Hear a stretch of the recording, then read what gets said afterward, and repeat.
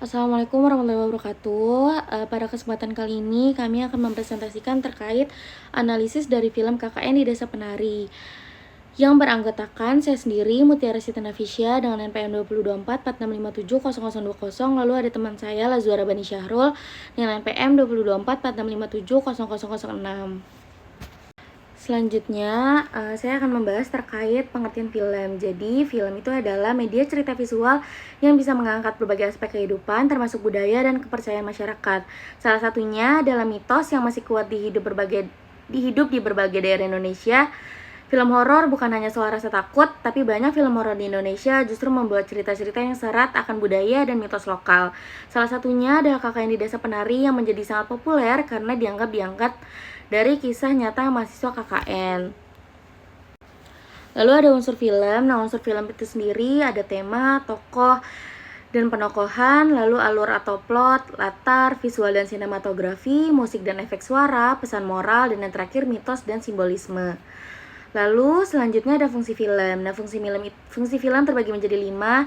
Yang pertama itu ada sebagai hiburan atau entertainment, di mana film memberikan pengalaman emosional seperti tegang, sedih, senang, atau takut yang membuat penonton terhibur. Lalu ada sebagai media edukasi, di mana film dapat menyampaikan nilai, pengetahuan, atau informasi baik secara langsung maupun simbolik, misalnya tentang budaya, sejarah, atau norma sosial. Lalu ada sebagai media refleksi sosial, di mana film sering mencerminkan realitas sosial atau isu yang sedang terjadi di masyarakat, sehingga bisa menjadi bahan renungan atau kritik sosial.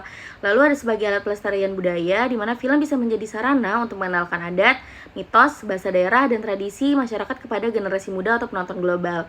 Lalu yang terakhir ada media ekspresi kreatif, di mana film adalah karya seni yang menggabungkan cerita, visual, musik, dan akting. Ini menjadi wadah bagi para seniman untuk menyampaikan ide dan imajinasi mereka. Lalu selanjutnya ada jenis film. Nah, jenis film itu sendiri, yang pertama ada horor, yaitu cerita menegangkan dan menyeramkan sering tentang makhluk gaib. Lalu ada drama, yaitu fokus pada konflik emosional dan kehidupan nyata. Itu ada komedi, cerita lucu untuk menghibur dan membuat tertawa. Ada aksi, dipenuhi dengan perkalian, kejar-kejaran atau ledakan. Romansa, yaitu cerita tentang cinta dan hubungan antar tokoh. Lalu ada petualangan, di mana tokoh menjelajah tempat baru dan menghadapi tantangan. Ada fiksi ilmiah, cerita tema teknologi, luar angkasa, atau masa depan. Lalu ada fantasi, di mana dunia imajinatif, sihir, dan makhluk magis. Lalu ada dokumenter, menyajikan fakta atau kisah nyata secara informatif. Lalu kenapa KKN di Desa Penari? Karena KKN di Desa Penari itu diangkat dari kisah nyata yang viral, trending. Film ini tuh berasal dari cerita yang viral di media sosial yang booming sampai jutaan views di thread Twitter oleh akun Simple Man dan mengklaim sebagai kisah nyata. Hal ini membuat film terasa lebih dekat dengan realitas dan menarik untuk dianalisis dari sisi kepercayaan masyarakat yang kental dengan unsur mitos lokal. Lalu film ini juga menampilkan banyak unsur mitos yang masih dipercaya di masyarakat seperti larangan masuk tempat keramat, keberadaan penari gaib, dan pentingnya sesajen atau ritual adat. Unsur ini sangat relevan untuk dikaji karena berkaitan dengan budaya dan cara pandang masyarakat terhadap dunia gaib. Lalu relevan dengan tema pembahasan mitos, karena film ini menjadikan mitos sebagai elemen utama cerita, maka sangat cocok untuk dianalisis dengan pendekatan mitos. Ceritanya tidak hanya menakutkan, tapi menyampaikan pesan tentang pentingnya menghormati adat dan kepercayaan lokal. Lalu konflik antara modernitas dan tradisi. Film ini menggambarkan benturan antara mahasiswa kota yang modern dengan masyarakat desa yang memegang teguh adat dan mitos. Konflik ini menarik karena menunjukkan bagaimana mitos masih menjadi panduan hidup dalam masyarakat tertentu. Yang terakhir, popularitas dan dampak besar di masyarakat.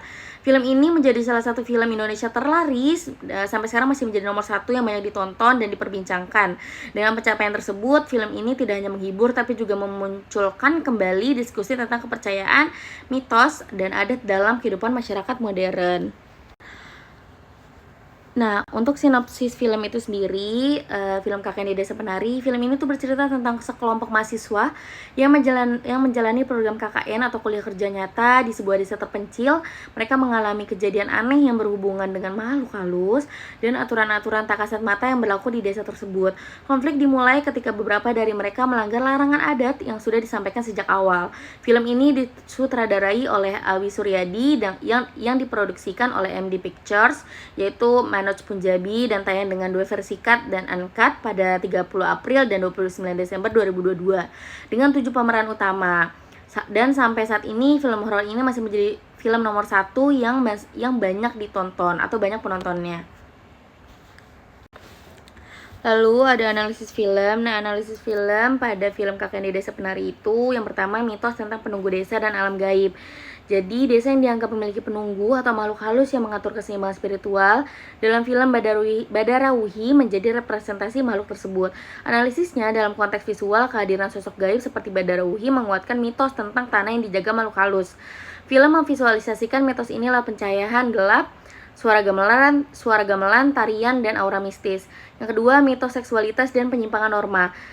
Jadi, salah satu karakter melakukan pelanggaran norma sosial atau hubungan seksual di luar batas norma. Jadi, analisisnya film ini memvisualisasikan hubungan seks sebagai pemicu kutukan, mengaitkan seksualitas dengan dosa dan pembalasan spiritual. Ini memperkuat mitos lokal tentang pentingnya menjaga kesucian di tempat sakral. Lalu, ada mitos ruang sakral dan larangan, yaitu tidak semua tempat boleh dimasuki sembarangan karena sakral. Analisisnya, lokasi-lokasi yang sunyi, dipagari secara alami, atau diberi tanda larangan memperkuat kesan visual sebagai ruang terlarang. Ini selaras dengan kepercayaan masyarakat terhadap ruang yang dihuni makhluk halus. Selanjutnya ada mitos dalam film. Yang pertama ada mitos tempat terlarang. Jadi ada lokasi tertentu yang memang tidak boleh dilewati atau dikunjungi sembarangan. Tempat ini diyakini dihuni makhluk gaib yang dianggap sakral oleh warga desa tersebut. Yang kedua ada sosok penari, mitos sosok penari. Penari dalam film ini bukan sekedar penari biasa, tapi sebagai makhluk halus yang memiliki kekuasaan. Dan ia digambarkan sebagai entitas yang menjaga desa. Dan juga ia bisa menyerang siapapun yang melanggar aturan. Selanjutnya ada mitos sesajen dan ritual adat. Jadi warga desa rutin melakukan ritual adat seperti menaruh sesajen untuk menjaga keharmonisan antara manusia dan makhluk gaib tersebut.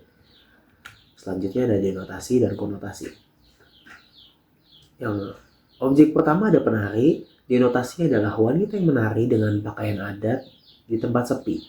Dan konotasinya adalah sebagai makhluk gaib penjaga desa. Dan juga sebagai simbol murka karena adatnya telah dilanggar. Jadi penari ini adalah wujud dari mitos sang pelindung desa tersebut. Selanjutnya ada objek yaitu tempat terlarang atau hutan. Denotasinya adalah jalan gelap dan sunyi di pinggir desa. Dan konotasinya adalah batas dunia nyata dan dunia gaib.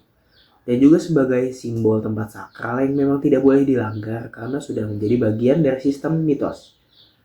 Selanjutnya ada sesajen yang memiliki detonasi sebagai dupa atau seserahan yang dipersembahkan untuk makhluk gaib tersebut. Dan konotasinya adalah simbol penghormatan dan komunikasi dengan makhluk gaib. Dan juga sebagai cerminan bahwa dunia gaib itu nyata. Selanjutnya ada mahasiswa yang memiliki denotasi sebagai anak muda yang berpakaian modern dan berperilaku bebas. Konotasinya adalah sebagai simbol generasi modern yang tidak paham atau abai terhadap mitos yang ada di masyarakat. Nah, selanjutnya ada masyarakat yang memiliki detonasi wajah takut, serius, dan penuh batas bicara. Dan konotasinya adalah sebagai simbol ketundukan pada mitos. Jadi mereka tidak berani melanggar mitos yang ada karena mereka percaya ada konsekuensinya. Nah, selanjutnya ada hubungan film ini dengan mitos. Jadi film ini menggambarkan bahwa mitos itu bukan hanya sekedar cerita turun-menurun belaka, tapi juga memang sudah menjadi sistem sosial di masyarakat tersebut. Dan juga mitos ini berfungsi untuk menjaga keseimbangan antara alam manusia dan alam gaib. Jadi saat mahasiswa KKN ini melanggar adat yang ada, akibatnya terjadi seperti yang ada di film. Selanjutnya ada konflik pada film. Konflik ini adalah modernitas dan kepercayaan lokal. Jadi di film ini diperlihatkan bagaimana benturan antara pola pikir modern mahasiswa yang berbentur dengan pola pikir tradisional masyarakat desa. Nah, jadi mahasiswa yang awalnya meremehkan mitos masyarakat ini menjadi korban karena melanggar aturan tersebut. Selanjutnya ada pandangan masyarakat terhadap mitos. Jadi di film ini kita bisa melihat bahwa meskipun zaman sudah modern, masih ada mitos di masyarakat yang bahkan mitos ini dijadikan pedoman hidup. Jadi di film ini diperlihatkan konflik antara pola pikir modern mahasiswa dan kepercayaan lokal yang mereka masih anggap itu sebagai kepercayaan yang kuno. Nah, fungsi mitos dalam film ini adalah sebagai aturan sosial yang tidak tertulis di desa dan juga sebagai cara masyarakat untuk menjaga keseimbangan antara dunia nyata dan dunia gaib. Dan juga sebagai pengingat dan peringatan bagi orang luar untuk menghormati tempat dan budaya yang mereka datangi. Pesan moral yang dapat diambil dari mitos pada film ini adalah hormati adat dan budaya lokal dimanapun kita berada, dan jangan pernah anggap remeh mitos yang meskipun kita tidak percaya, dan juga sikap sopan dan rendah hati bisa menyelamatkan kita dari bahaya yang tidak diinginkan. Dan juga mitos kadang menjadi cara masyarakat untuk menyampaikan nilai-nilai etika dan batasan hidup. Nah, kesimpulannya adalah KKN di Desa Penari ini adalah contoh bagaimana mitos masih hidup di masyarakat. Dan di film ini digambarkan bahwa mitos ini adalah bagian penting dari budaya. Dan ketika mitos ini dilanggar, konsekuensinya bisa sangat serius. Dan kita sebagai generasi muda perlu belajar untuk menghargai kepercayaan lokal, bukan hanya karena takut, tapi karena itu sudah menjadi bagian dan menjadi identitas dari kearifan lokal bangsa kita. Cukup sekian dan terima kasih. Baik, mungkin sekian pemaparan dari kami terkait analisis film di KKN di Desa Penari. Kurangnya mohon maaf. Wassalamualaikum warahmatullahi wabarakatuh.